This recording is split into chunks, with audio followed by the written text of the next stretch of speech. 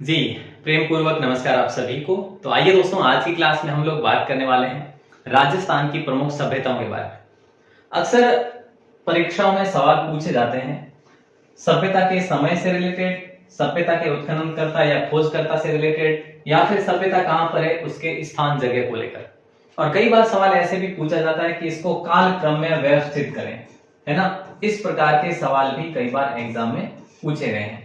तो आज हम मुख्यतः 10 से 12 सभ्यताओं के बारे में बात करने वाले हैं, जो कि अक्सर यही सवाल एग्जाम में पूछे जाते हैं। तो आपसे निवेदन रहेगा इस क्लास के अंत तक जुड़े रहेंगे और शिद्दत के साथ में इस आज की पूरी वीडियो को कह लीजिएगा या फिर सेशन को कह लीजिएगा, याद करेंगे। और उसके बाद मैं आपको लास्ट में प्रश्न भी दूंगा जिसका आंसर आपको देना है। ठीक है, आप हमें जरूर बताएं कि इसका आंसर ये है। हालांकि ये क्लास कोई ज्यादा लंबी नहीं बनेगी, ये मात्र और मात्र 10 मिनट की रहेगी। ठीक है, तो शुरू करें। देखो, कालीबंगा सभ्यता, सबसे पहला सवाल ये है कालीबंगा सभ्यता कहां पर है। तो सबसे पहले हम बात करें कहां पे है, तो आपने यहाँ पे पहले से ही हनुमानगढ़ में है और वैसे इसके बारे में सभी को जानकारी भी है। ठीक है, उत्खननकर्ता की बात करें तो सबसे पहले हम लिखते हैं अमलानंद घोष। अमलानंद घोष लिखते हैं, जिसे हम एक घोष भी कहते हैं, है ना। उसके बाद ये तो हम इन्हें कहते हैं खोजकर्ता, है ना। इन्हें हम क्या कहते हैं, खोजकर्ता कहते हैं। उसके बाद में उत्खननकर्ता की लिस्ट में हम नाम लिखें तो फिर बीबी लाल आता है ना। बीबी लाल के साथ में हम लिखते हैं बी के थापर भी लिखते हैं, बी के थापर भी लिखते हैं। तो साथ साथ में यहाँ पे हम इसके नामों की लिस्ट में लिखते हैं जेपी जोशी। ठीक है, तो ये चार नाम जो है ये किसके संबंध में है, ये कालीबंगा सभ्यता के संबंध। याद रखना पड़ेगा आपको, सिर्फ और सिर्फ क्या याद रखना है, देखो बी नाम से B B J A B B J, है ना। ऐसे आप याद रख लेना। ए, देखो कालीबंगा सभ्यता है तो ए बी बी जे। ठीक है, आप चारों नाम याद रख लेंगे। अब समय की बात करें, देखो अगर खोज की बात करें 51-52 में इसकी खोज होती है। ठीक है, और इसके उत्खनन की बात करें, उत्खनन कब शुरू हुआ, तो 2 चरणों में हम बात करें तो 1961 से शुरू हुआ था। वैसे ये 66 तक लगभग चला था, तो आप 1961 याद रखेंगे। ठीक है, तो ये कालीबंगा सभ्यता से संबंधित जो जानकारी पूछी जाती है अक्सर एग्जाम में वो है। और बाकी हम बात करें, ये यहाँ पे हमें ग्रिड पद्धति की खेती देखने को मिलती है। ग्रिड पद्धति की खेती देखने को मिलती है यहाँ पे। ठीक है, ऊंटों के हड्डियों के अवशेष भी हमें देखने को मिले हैं। तो इस प्रकार से यहाँ पे भी हम जानकारी देखते हैं। ठीक है, वो तो आपने याद कर लिया। अब आता है गणेश्वर सभ्यता, जो कि राजस्थान की ताम्रयुगीन संस्कृति की सबसे महत्वपूर्ण जो सभ्यता है। हम बात करते हैं समय की। ठीक है, गणेश्वर जो सभ्यता है दोस्तों, इसके समय काल की बात करें तो देखो समय काल की बात करें, सॉरी इसके उत्खनन समय की बात करें तो 1977 में इसका उत्खनन हुआ था, 1977 में। ठीक है, इसकी मैं आपके लिए अलग से और क्लास लेकर आऊंगा। देखो ये तो फैक्ट की क्लास है, हालांकि आप सभी समझदार हैं, सभी समझ चुके होंगे। देखो वो उसमें हम क्या पढ़ेंगे, प्रत्येक में क्या अवशेष मिले हैं हमें। ठीक है, प्रत्येक सभ्यता में क्या अवशेष मिले हैं, और दूसरा है उसका काल। ठीक है, ये सभ्यता किस काल में हुई, उसका समय काल क्या है, ये दोनों चीजें हम लोग देखने वाले हैं, वो भी फैक्ट की क्लास में देखेंगे। स्थान की बात करें, अब पहले ये कहां था, नीम का थाना। पहले कहां था, पहले ये था आपके सीकर में। अब कहां पे, देखो मैं यहाँ पे लिख देता हूं, अब है नीम का थाना में, और पहले कहां था, पहले था आपके सीकर में। क्योंकि अब नीम का थाना आपका जिला बन चुका है, तो आप याद रखेंगे, बहुत अच्छा सवाल है। और उत्खननकर्ता की बात करी जाती है तो आर.सी. अग्रवाल साहब उत्खनन करता है। तो इनका पूरा नाम की बात करें तो रतन चंद्र अग्रवाल, लिख देता हूं मैं, रतन चंद्र अग्रवाल। वैसे अगर बात करें इन जो मैं आपको डेटा दे रहा हूं, ये आप नोट्स जरूर बनाएं इसके। ठीक है, कांतली नदी के किनारे, कांतली नदी के किनारे, और यही नोट्स आपके एग्जाम की दृष्टि से बहुत बहुत महत्वपूर्ण होंगे। जब एग्जाम होगा तब आप कहेंगे कि सर फैक्ट की क्लास से तो बहुत सारे सवाल हमें देखने को मिले हैं। ठीक है, बात करते हैं आहार सभ्यता की। तो आहार सभ्यता में दोस्तों इसके जो खोज की बात करें या उत्खनन की बात करें, ठीक है, तो 1953 में। ठीक है, 1953 में इसकी खोज होती है। स्थान की बात करें, स्थान से कौन अनभिज्ञ है, याद करने की ट्रिक भी मैं आपको बताता हूं। ठीक है, उदयपुर में है ये सभ्यता। कैसी सभ्यता, ये भी ताम्रयुगीन सभ्यता है। ठीक है, ताम्रयुगीन सभ्यता है। ठीक है, कोई दिक्कत नहीं। उत्खननकर्ता की बात करें दोस्तों, अक्षय कीर्ति व्यास। अक्षय कीर्ति जिन्हें हम पढ़ते हैं एक के व्यास सर, है ना, अक्षय कीर्ति व्यास के बारे में पढ़ते हैं। उसके बाद आप यहाँ पे लिख सकते हैं रतन चंद्र अग्रवाल भी लिख सकते हैं। ठीक है, इन्होंने भी है जो साथ दिया था, और इनके साथ में थे सांकलिया सर, एच.डी. सांकलिया। ठीक है, एच.डी. सांकलिया इनका पूरा नाम है, एच.डी. सांकलिया। ठीक है, तो ये भी आप याद रखेंगे, लिख लीजिएगा। आप याद कैसे रखना है, नाम क्या है, आहड़ सभ्यता। ठीक है, आहड़, अ से आप याद रखेंगे अक्षय कीर्ति व्यास, अग्रवाल सर।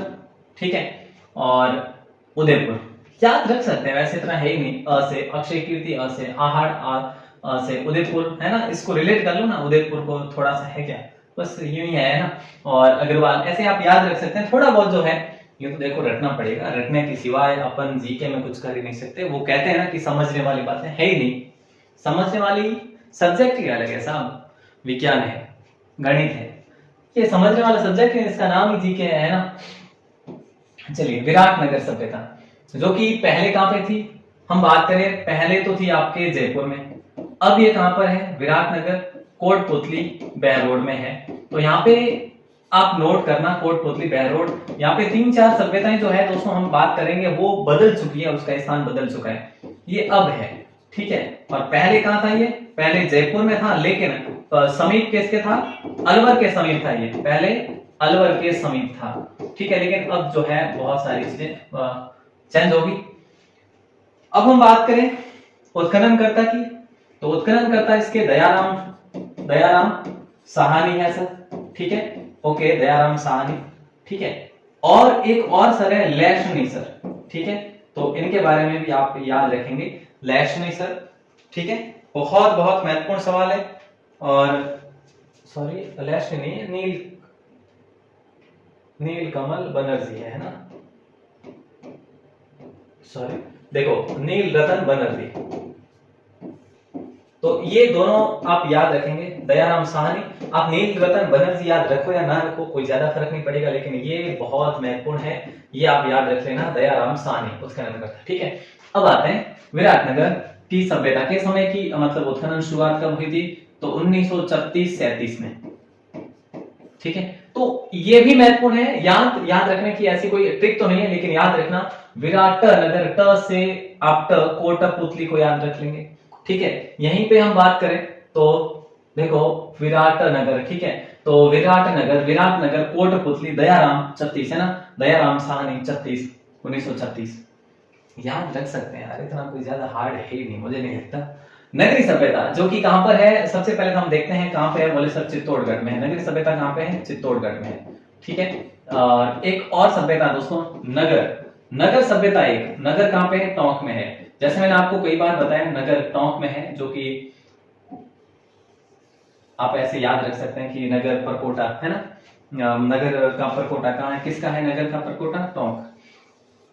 ठीक है, तो ये नगरी जो है चित्तौड़गढ़ में है। समय की बात करें दोस्तों, नगरी आपका समय है 1904।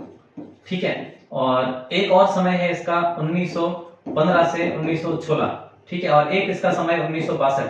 तो ये तीनों समय याद रखेंगे, 3 बार इसकी खुदाई होती है और तीनों बार अलग अलग अवशेष देखने को मिलते हैं। तो कहीं ना कहीं इसके इस खुदाई के कालक्रम को याद रखना पड़ेगा आपको, 4-16-62। नगरी सभ्यता की बात करें हम कि भाई इसके उत्खननकर्ता कौन हुए, तो इसमें हम बात करें तो वही जो हम कहते हैं जिन्हें भंडारकर सर, है ना, भंडारकर। आप याद रखना डॉक्टर भंडारकर, इतना आप याद रख लेना, डॉक्टर भंडारकर। और जो केंद्रीय पुरातात्विक जो सर्वेक्षण है वो विभाग भी इसमें साथ में था इनके। ठीक है, चलो साहब ये याद रख लेना, नगरी भंडार है ना, नगरी के भंडार चित्तौड़ में है, ऐसे आप याद रख सकते हैं, कोई ज्यादा इतना हार्ड नहीं है। ओके साहब, गिलोड सभ्यता की बात करें दोस्तों, तो आपका गिलोड जो सभ्यता है ये 1957 में। ठीक है, और स्थान की बात करें तो राजसमंद में है। ठीक है, इसकी मतलब ये 1957 क्या है, इसकी खोज समय है या उत्खनन समय है। ठीक है, और उत्खननकर्ता की बात करें, गिलोड सभ्यता के उत्खननकर्ता की बात करें तो बीपी लाल है दोस्तों, देखो मैं आपसे एक सवाल करूंगा लास्ट में कि बीबी लाल का संबंध किन किन सभ्यताओं से है। ये सवाल मैंने आपको कम्युनिटी टैब में भी दे दिया है, अगर आपने नहीं देखा है तो जरूर देखना। आप एक्टिव है कम्युनिटी टैब पे, मुझे जानकारी है, क्लास पे एक्टिव कम है आप, है ना। तो बीबी लाल का संबंध कालीबंगा से भी है, हमने शुरुआत में भी पढ़ा, कालीबंगा से संबंध, ठीक है, कोई दिक्कत नहीं सर। चलो बहुत बढ़िया, अगला सवाल है बागोर सभ्यता। देखिए दोस्तों बागोर सभ्यता की बात करें तो देखो एक है आपके बागोर और एक है बालाथल, ठीक है। तो बागोर जो है आपका 1900 बागोर है ना, तो 1900 हम क्या करेंगे यहाँ पे 1967 कर लेते हैं ना, 1967 ये है 94। तो याद रखना देखो इनका बागोर का समय 1967 ईस्वी में इसका उत्खनन होता है। स्थान है इसका बागोर का भीलवाड़ा, ठीक है। और उत्खननकर्ता की बात करें, बागोर के उत्खननकर्ता दोस्तों, ये बागोर के उत्खननकर्ता की बात करें तो आपके हैं वी.एन. मिश्र, ठीक है। ये वी.एन. मिश्र जो है ना और भी है किसी के, बोले सर किसके हैं, तो इनके सहयोगियों ने मिलकर इसका उत्खनन कराया था। लेकिन याद रखना वी.एन. मिश्र बागोर के और बालाथल दोनों के क्या है उत्खनन करता है। ये बालाथल और बालाथल की बात करें 1994 को याद रखेंगे, 1994 ईस्वी, ठीक है। और स्थान की बात करें उदयपुर, बालाथल उदयपुर, ठीक है। और ये देखो कहते हैं ना कि चलिए आगे बात करेंगे अपन। ये है आपका उत्खनन करता वी.एन. मिश्र दोनों के। देखो वी.एन. मिश्र जो है ये आपके दोनों के हैं, जैसे मैंने आपको बताया किस किस के, बोले सर वी.एन. मिश्र जो है इसके अपने बालाथल और बागोर दोनों के हैं, ठीक है। एक इसके और भी है वी.एस. सिंह, इनके साथ ही इन्होंने मिलकर जो है इसका उत्खनन करवाया था, वी.एस. सिंह। और एक इसके जो है लेशनी सर है, ठीक है, हमने अभी बात करी थी ना लेशनी सर, ठीक है। तो ये भी आप याद रख लेना, क्लियर है, कोई दिक्कत नहीं सर, होनी नहीं चाहिए। रंग महल सभ्यता, देखिए दोस्तों रंग महल सभ्यता की बात करें तो इसका स्थान जो है आपका हनुमानगढ़ है, ठीक है। और समय की बात करें, बहुत महत्वपूर्ण जो सवाल बन जाता है रंग महल का समय, क्योंकि अपने जो क्लास है जो एमसीक्यू क्लास होती है उसमें भी हमने बहुत बार पढ़ा और ये कई बार एग्जाम में सवाल भी पूछा गया। इसके उत्खननकर्ता की बात करें अन्नारीड के नेतृत्व में, मैं यहाँ पे ये लिख रहा हूं, नेतृत्व में स्वीडिश दल द्वारा इसका उत्खनन होता है। और समय दोस्तों आप लिख लेना 1952-53, ठीक है। ये समय आप याद रखना, बहुत बहुत महत्वपूर्ण सवाल है और ये एग्जाम में एक बार पूछा भी गया है, ठीक है। ओजियाना सभ्यता, ये लीजिए साहब ओजियाना, है ना, ओजियाना सभ्यता ये आपका है, देखो ओजियाना, ये सभ्यता है आपकी 2000 की, ठीक है। और स्थान जो है आपका ओजियाना का ब्यावर, अरे भाई कहीं लिखी जरिए है ब्यावर, ठीक है। पहले ओजियाना कहां पे था, पहले ओजियाना भीलवाड़ा में था, अब ओजियाना कहां पे है, अब ओजियाना अब जो है ब्यावर में है। तो ये चीज आप याद रख लेना। 4 सवाल ऐसे आए जिसके स्थान चेंज हुए हैं, मतलब सभ्यता ऐसी आई है जिसके स्थान चेंज हुए, जो स्थान चेंज हो रहे हैं तो वो आपको अच्छे से याद रखना है, ओजियाना सभ्यता, ठीक है। तो ये समय जो है आपने याद रख लिया और स्थान भी याद कर लिया। और उत्खनन करता एक और सवाल आएगा आगे, उसके बाद अपन बात करते हैं नोह। देखिए दोस्तों नोह की बात करें, नोह सभ्यता आपके जो है ये 1909 सभ्यता 1967 है, ठीक है। और हम बात करें स्थान की तो भरतपुर है, ठीक है। तो नोह सभ्यता और एक और सभ्यता है आपकी भीनमाल सभ्यता। नोह और भीनमाल, इसके उत्खनन करता है आपके रतन चंद्र अग्रवाल, ठीक है। और एक सभ्यता मैं आपके लिए लिख देता हूं यहाँ पे, भीनमाल सभ्यता, ठीक है। तो भीनमाल सभ्यता जो है इसके बात करें दोस्तों तो है कहां पे, ये जालोर में है ये सभ्यता, ठीक है। और इसके उत्खननकर्ता की बात करें तो रतन चंद्र अग्रवाल। अब देखो इसमें आपको याद रखने वाली बातें क्या है, किनो सभ्यता, ये लोहकालीन सभ्यता है। कैसी है? लोह युगीन सभ्यता। स्थान भटपुर है, रतन चंद्र अग्रवाल इसके उत्खननकर्ता। तो भीलवाल सभ्यता के उत्खननकर्ता कौन है? रतन चंद्र अग्रवाल। तो आहड़ के भी रतन चंद्र अग्रवाल है। तो हम पढ़ते हैं कि रतन चंद्र अग्रवाल गणेश्वर सभ्यता के लिए। तो आपसे सवाल किया जा सकता है कि रतन चंद्र अग्रवाल किन किन सभ्यताओं के जो है उत्खनन करता है। तो इस प्रकार से आपको ये चीजें याद रखनी है। ठीक है, कोई दिक्कत नहीं। तो अगर हम बात करें और भी, जैसे देखिए, और तो हम किसके बारे में बात कर लेते हैं, और हम बात कर लेते हैं एक और सभ्यता है आपकी। देखो, इसमें तो भारतीय सर्वेक्षण ही है। ठीक है, भारतीय सर्वेक्षण विभाग, सर्वेक्षण विभाग है, ये आप याद रख लेंगे। एक और सभ्यता के बारे में अपन बात करते हैं, मैं यहाँ पे ऐड कर लेता हूं आपकी और सभ्यता जो है आपकी टोंक में। टोंक में है वो सभ्यता जिसका नाम क्या है? रेड सभ्यता। रेड सभ्यता, जिसे प्राचीन भारत का टाटा नगर कहा जाता है। प्राचीन भारत का टाटा नगर कहा जाता है। ठीक है, और ये भी कैसा? एक लोह युगीन सभ्यता है मेरे दोस्त।